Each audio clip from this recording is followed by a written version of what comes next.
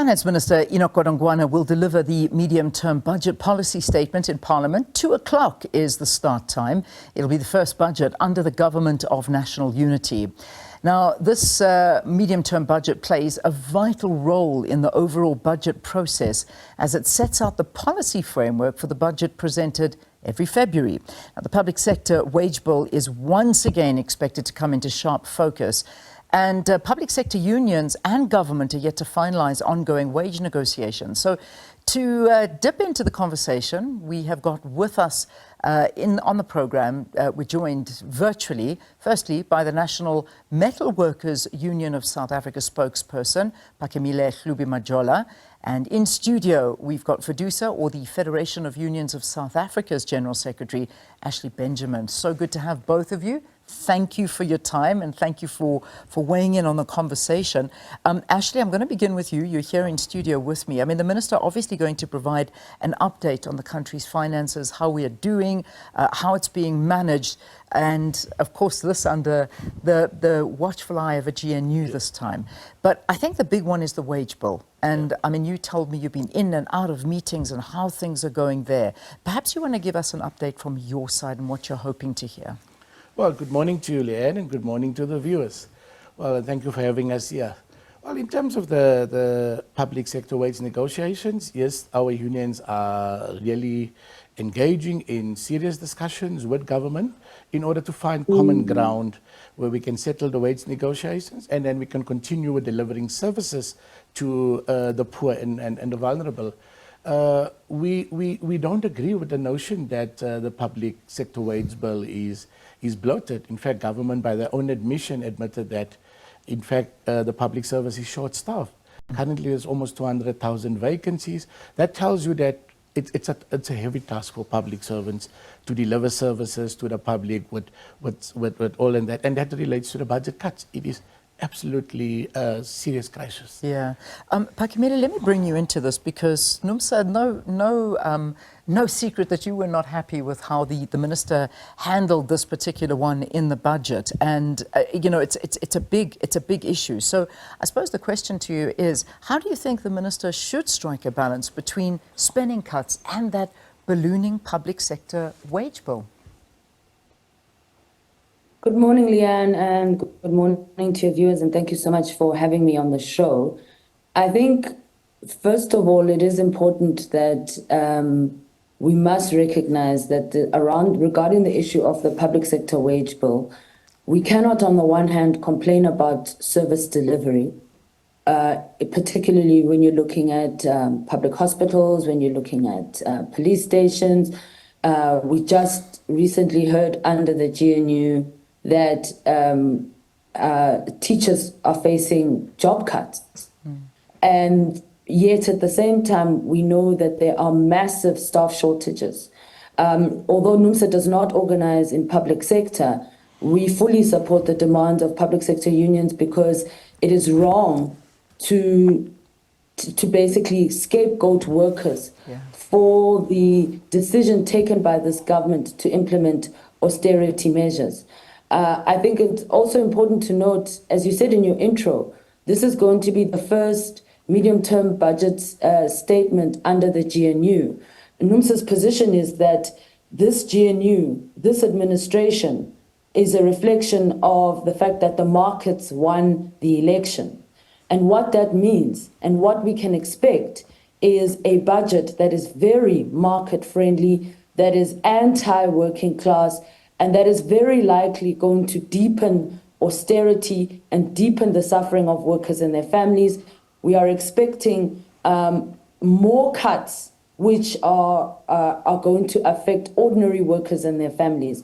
And that for us is something that is extremely worrying. So how would it be different to the actual budget that we heard being announced at the beginning of the year? Because the reaction was very similar. It was a market-friendly budget. It was something that suited businesses as opposed to the working class. So why would this be different, what they announced? I mean, what could possibly be different? Because it's been the angle that it seems the finance minister has been taking all along. You're right that the ANC has been pushing market-friendly agenda, but under the GNU, they are more likely going to intensify privatization. If you listen to what the Deputy Minister of Finance said this week, where he spoke about credit enhancement instruments, which is what we're likely to hear in the budget speech today. What they basically mean when they talk about a credit enhancing instrument to attract private investment in infrastructure is they are promising debt guarantees for the private sector. So the question then becomes, if you're going to say that as taxpayers, we should not use taxpayer money to invest directly in SOEs so that they run more efficiently, but you don't have a problem with us guaranteeing the debt of private corporations and using taxpayer money to guarantee the debts of private corporations, those two things don't make sense. And it already tells you that this is a government that is going to do everything in its power to bend over backwards to please the markets. Surely it makes more sense to cut out the private sector and invest directly in our state-owned entities so that they run better and are able to deliver services to our communities in the manner in which they are. They've already spoken about this in relation to Eskom. And one of the pitfalls of that we're already experiencing. Look at the surcharge in electricity that people were complaining about a couple of months ago, where suddenly you have to pay an additional 200 Rand. That money is going to feed and fund the cost of the debt of the private sector. So this is the problem with this government, is that instead of listening to the masses who roundly rejected austerity when the ANC lost to the extent where it only gained 40%, they are actually deepening ties with the private sector, which is going to worsen conditions for the majority of people. Okay, Phakamile, strong views that you've got there. Actually, I'm looking forward to hearing your response to all of this because, you know, when we look at what is happening, I mean, obviously we're sitting in an economy that now load shedding's been sort of gone for about 200 days plus.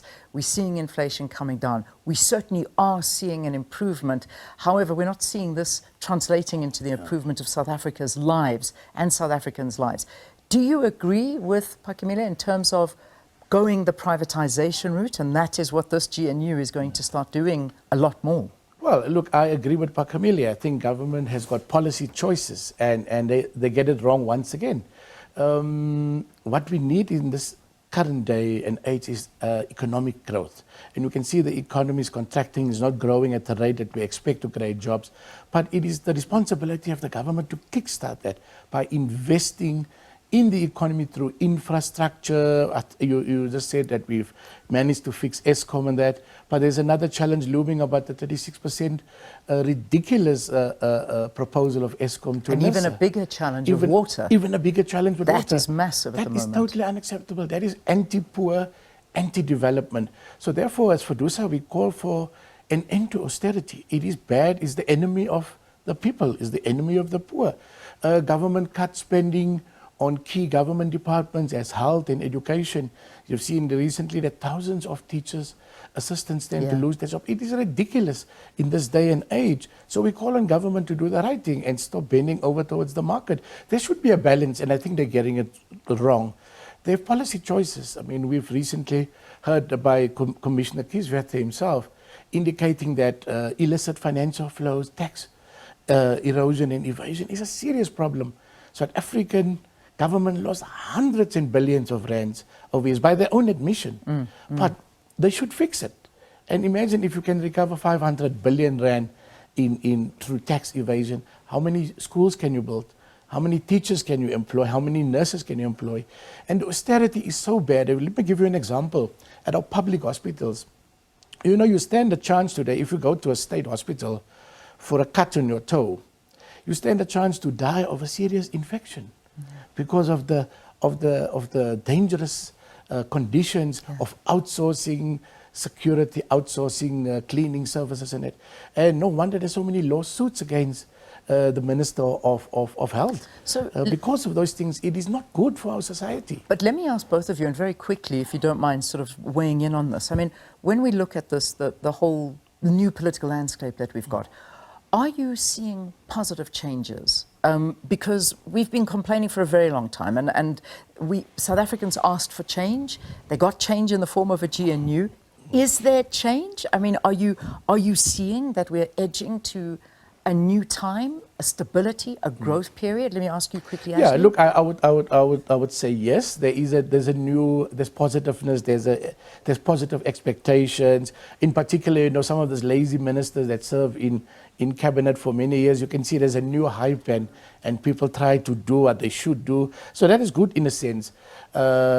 Interestingly, that one of the GNU partners has called for an end to austerity measures. I heard the mayor of Cape Town this morning said that government must stop investing in infrastructure. That's the right thing to do. Yeah. That is, so you have this mixed reaction of the GNU, and our job is not necessarily to go into that. We say government must govern. The masses have spoken. It is time to deliver. And I said, you've got policy choices. You have to look after the interests of the workers and the poor. Let me get to the issue of the social relief of the stress grant. It is absolutely important that we need to work towards the implementation of a basic income grant for the stability of the country. It is absolutely, I mean, the cost of living. We've heard scary research recently that many households and income earners spend the majority of the money on servicing debt. Yeah. So after 2 weeks of receiving the salary, they have no money. They've got not 2 weeks is lucky if you get to that. It is a serious crisis. And it really is. I mean, it certainly is. And we've got very differing views from the political parties that are sitting there. Some in favour of a minimum wage and others not. I mean, Phakamile, I suppose the same question I'm going to pose to you, and you can give me your reactions. With this new political landscape, are we seeing a new phase of stability and some growth? Are we seeing anything changing? I must respectfully disagree with my colleague from Fedusa on this issue, Leanne. Unfortunately, what we can expect is more suffering for workers. We do not expect to see improvements for the benefit of workers. We must be very clear. The public didn't vote for a GNU.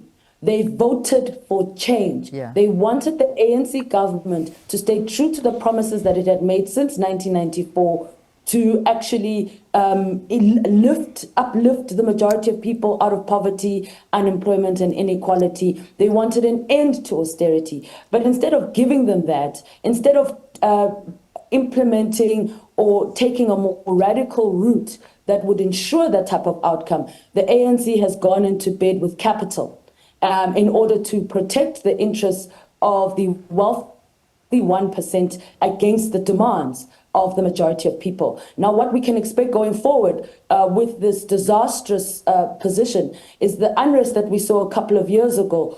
We must expect even more of that, because these types of policies do not transform the lives of the majority of people. We've experimented with this since 1994. We know that austerity and neoliberalism does not work. And if you're going to continue to fund the private sector at the expense of us as the masses, unfortunately, you're just going to see a deepening of poverty, unemployment, and more likely we're going to see more social unrest as a result of their disastrous policy choices. Again, quickly, both of you, I asked the same question and your views on this. I mean, obviously, we saw the COVID-19 relief grant being extended, being raised slightly.